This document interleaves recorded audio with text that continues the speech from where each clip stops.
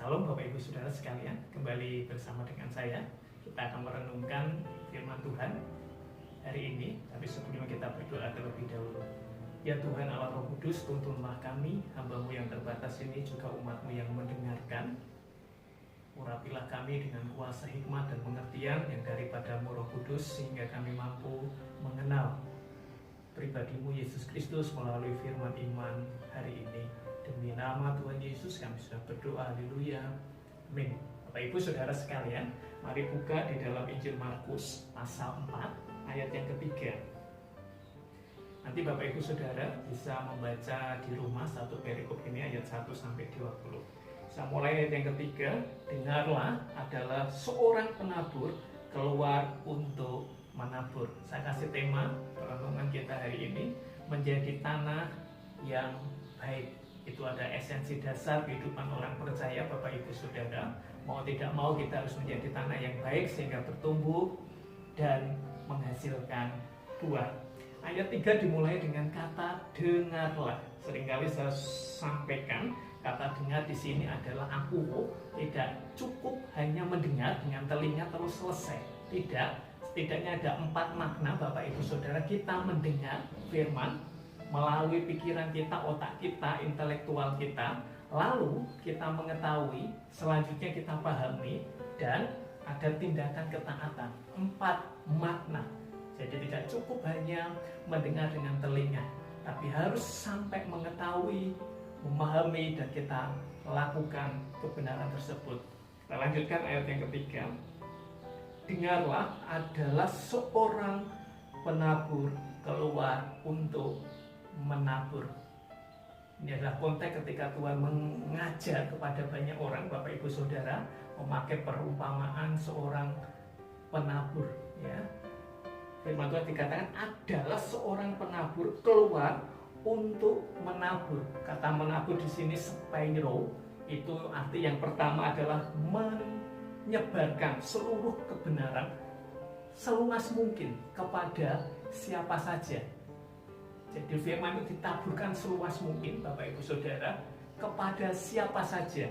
Yang kedua, arti spairo, menabur itu adalah mengembangkan dan memperluas makna kebenaran. Jadi ini luar biasa saudara sekalian. Firman Allah yang dibicarakan kepada kita itu bukan cuma punyanya kita saja, tetapi semua ditabur ke semua orang Bapak Ibu Saudara. Ditebar Tuhan ke semua orang, supaya orang ketika bereaksi dengan benar terhadap firman tersebut, orang itu akan jadi. Tuhan mengatakan ada yang terdahulu menjadi yang terdepan menjadi yang terdahulu. Tergantung reaksi kita terhadap firman Allah. Kita mencatat pada perikop ini setidaknya ada 4 reaksi seseorang ketika mendapatkan firman Allah, mendengarkan firman Allah. Kita lihat reaksi yang pertama Bapak Ibu Saudara, Markus pasal 4 ayat yang ke-4. Pada waktu ia menabur, sebagian benih itu jatuh di pinggir jalan, lalu datanglah burung dan memakannya sampai habis. Reaksi orang yang pertama adalah benih yang jatuh di pinggir jalan. Apa artinya? Ayat 15 dijelaskan, orang-orang yang di pinggir jalan, tempat firman itu ditaburkan, ialah mereka yang mendengarkan firman, lalu datanglah iblis dan mengambil. Perlu digarisbawahi kata mengambil firman yang baru ditaburkan di dalam mereka. Kata memanggil ini bagus Bapak Ibu Saudara. Dalam bahasa Yunani itu airo, dalam bahasa Inggris removing, itu artinya menggeser esensi firman menjadi sesuatu yang sia-sia. Pemahaman kita tentang firman Tuhan yang penting, yang inti, yang esensi, itu diganti, digeser dengan sesuatu yang sia-sia. Firman Tuhan itu tidak inti, firman Tuhan itu tidak esensi. Ini firman Tuhan diambil Bapak Ibu Saudara, di pinggir jalan diambil. Pemahaman kita tentang firman Tuhan yang esensi itu diganti, digeser aja menjadi sesuatu yang sia-sia.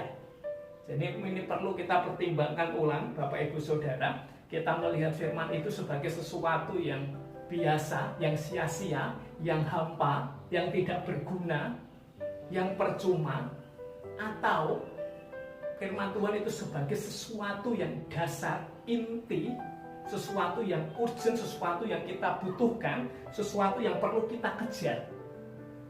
Ini tergantung reaksi kita, Bapak Ibu Saudara. Seringkali banyak orang hanya mendengar saja. Mereka berpikir, firman Tuhan itu biasa saja. Yang penting aku datang ke gereja, mendengarkan firman Tuhan, pulang sudah cukup. Tanpa ada pemahaman bahwa firman itu penting buat hidupku. Firman itu berguna, menjadi esensi, menjadi sesuatu yang urgent, menjadi makanan yang bergizi buat hidupku. Tidak ada pemahaman tentang itu. Itu reaksi orang yang pertama. Selanjutnya, reaksi yang kedua. Mari buka di dalam Markus pasal 4. Selanjutnya, di ayat yang kelima. Sebagian jatuh di tanah yang berbatu-batu, yang tidak banyak tanahnya.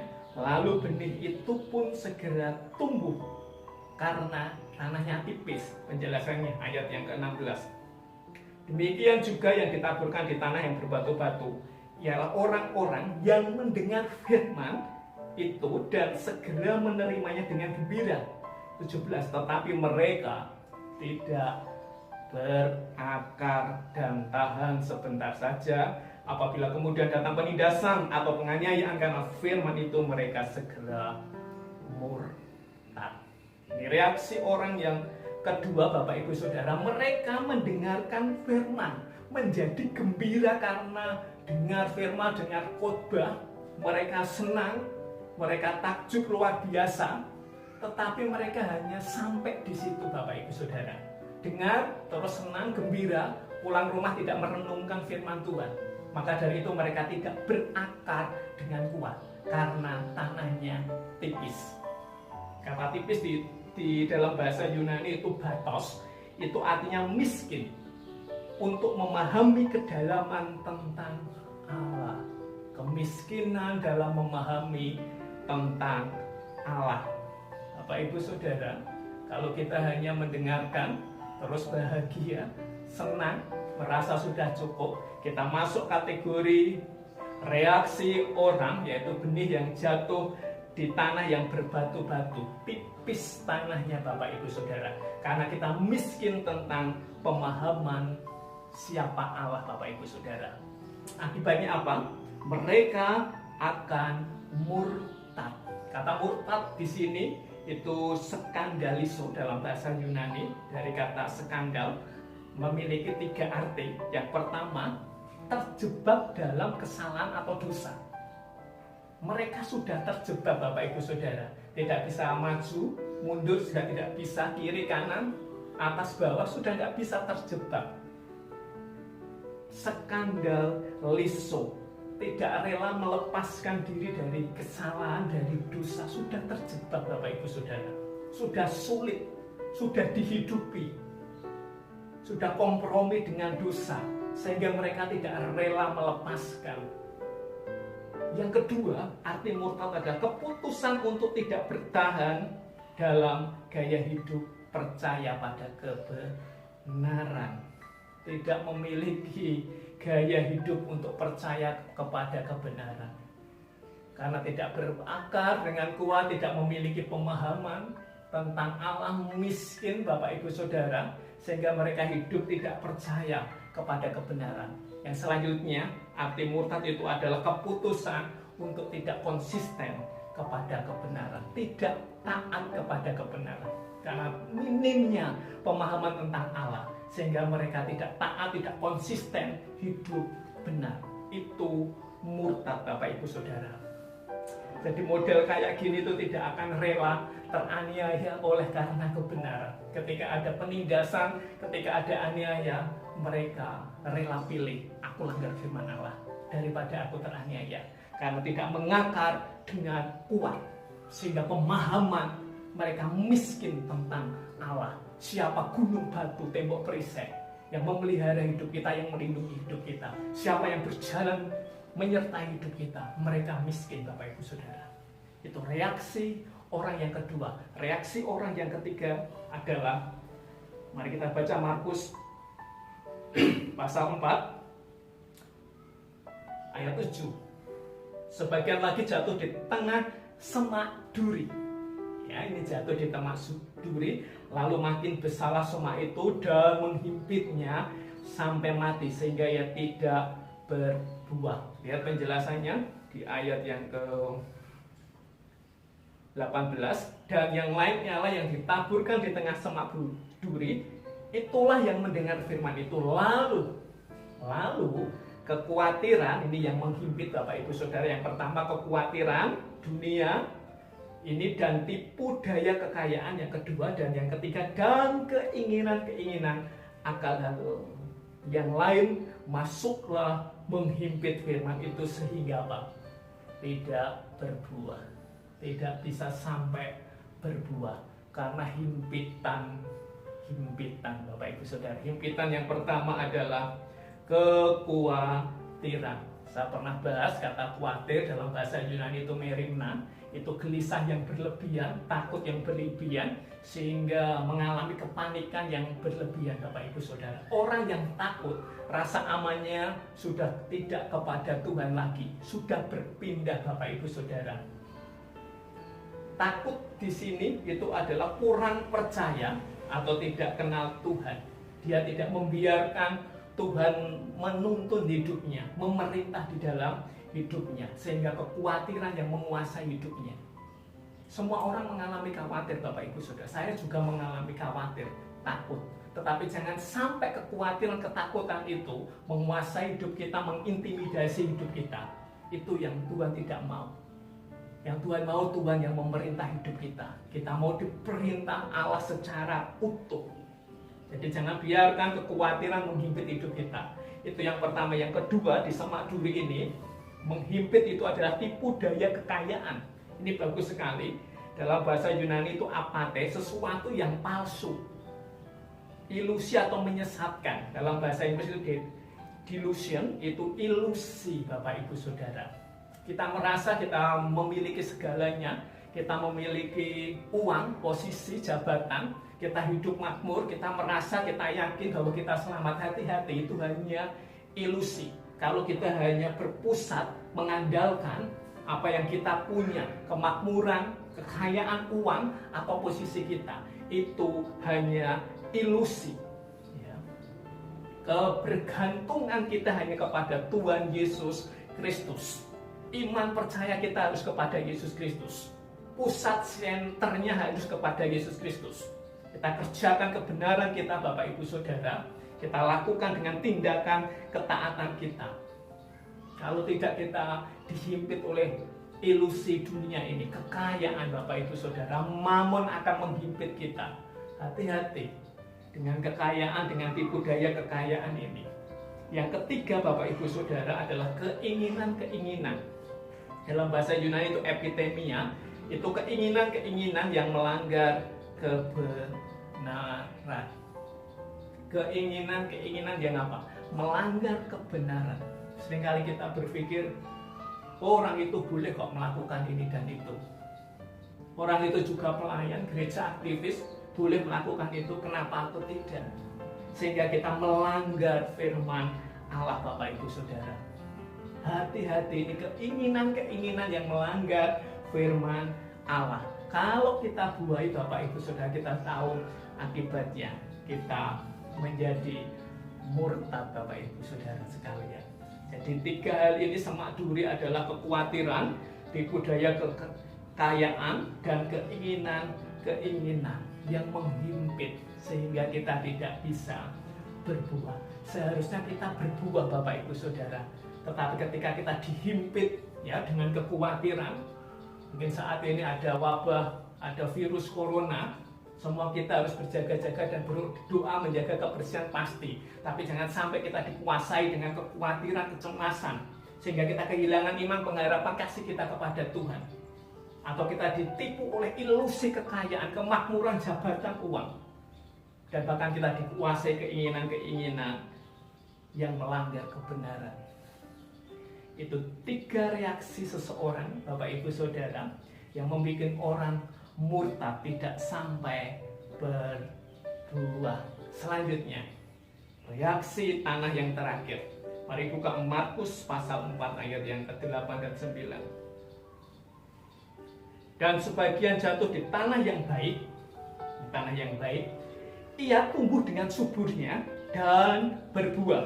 Hasilnya ada yang 30 kali lipat, ada yang 60 kali lipat, ada yang 100 kali lipat. Dan katanya, siapa mempunyai telinga untuk mendengar, hendaklah ia mendengar. Bapak Ibu Saudara, ayat 9 diulang. Saya bacakan sekali lagi ayat yang ke-9. Dan katanya, siapa mempunyai telinga untuk mendengar, hendaklah ia mendengar. Apa yang diulang? Kata dengar. Dari awal, di ayat 3 disampaikan dengarlah. Dan ayat 9 juga diakhiri dengan siapa punya telinga untuk mendengar, hendaklah ia mendengar. Bapak Ibu Saudara, kita perlu mendengar seperti Maria ketika Tuhan berbicara, ketika Tuhan sedang mengajar. Marta sibuk melayani Tuhan, tetapi Marta duduk tenang di bawah kaki Yesus. Ini sama kata aku, dia mendengarkan, dia tidak mau melewatkan. Ini sesuatu yang penting, sesuatu yang esensi, sesuatu yang inti, sesuatu yang berguna untuk hidupku. Aku tidak mau lewatkan ini, aku harus dengarkan ini. Sampai dia pahami, dia lakukan dengan ketaatan. Itu aku, Bapak Ibu Saudara. Tanah yang baik, ya. Kata baik itu adalah kalos, memiliki dua arti. Yang pertama, dewasa dan bertumbuh secara natural. Dewasa dan bertumbuh secara natural dan mengalami perubahan karakter, perubahan kelakuan. Tanah yang baik ketika kita mengenal Allah dengan benar, kita merenungkan firman Tuhan, kita taati firman Tuhan itu, Bapak Ibu Saudara, secara natural kita akan dewasa dan bertumbuh dan mengalami perubahan karakter, perubahan kelakuan. Yang kedua, kata baik, kalos itu adalah beradaptasi dengan sangat bagus. Kalau kita berani memutuskan beradaptasi dengan Tuhan punya firman dan kebenaran, semakin lama kita akan diperkaya, Bapak Ibu Saudara. Kita akan mengenal Allah dengan Tuhan. Kekayaan Allah melingkupi hidup kita.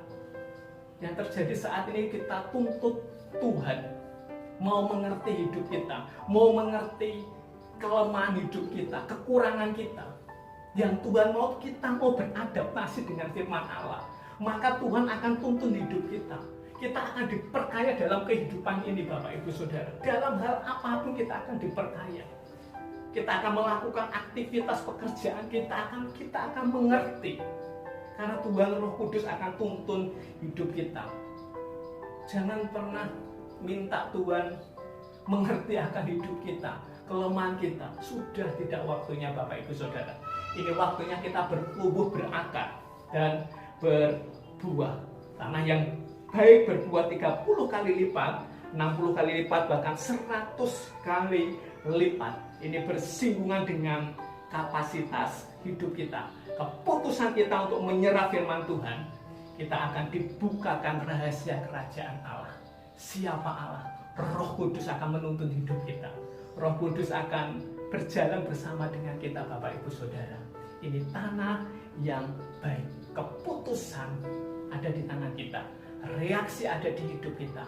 Reaksi kita apa? Tinggal kita pilih, Bapak Ibu Saudara, kita ada di level mana, atau kita memutuskan reaksi untuk tanah yang baik. Mendengarkan firman Tuhan, kita pahami, kita lakukan dengan ketaatan, dan kita berakar dengan kuat, kita berbuah, kita berpadanan dengan Injil. Tuhan Yesus memberkati. Mari kita berdoa, Bapak Ibu Saudara sekalian. Kami bersyukur untuk firman iman hari ini, Tuhan, dan biarlah menguatkan umat-Mu. Biarlah kami menjadi tanah yang baik, meresponi firman-Mu, Tuhan, mendengar dengan baik, dengan intelektual, dengan pikiran, sampai kami mengetahui, memahami, dan kami lakukan firman iman itu dengan ketaatan di dalam hidup kami. Dan kami diperlengkapi dengan kekayaan tentang Allah. Terima kasih Allah Roh Kudus, Engkau membuka rahasia kerajaan Allah. Tuntunlah hidup kami bersyukur kami memiliki Yesus Kristus yang rela mati untuk hidup kami. memberikan nyawanya untuk hidup kami, menebus hidup kami. Terima kasih, dan biarlah hidup kami kerjakan dengan bermakna, kami kerjakan dengan ketaatan, melakukan firman-Mu dengan takut dan gentar, sehingga kehidupan kami berbuah berlipat-lipat kali ganda. Terpujilah Engkau Yesus Kristus selama-lamanya. Demi nama Tuhan Yesus kami sudah berdoa dan mengucap syukur. Semua yang percaya berkata amin. Tuhan Yesus memberkati.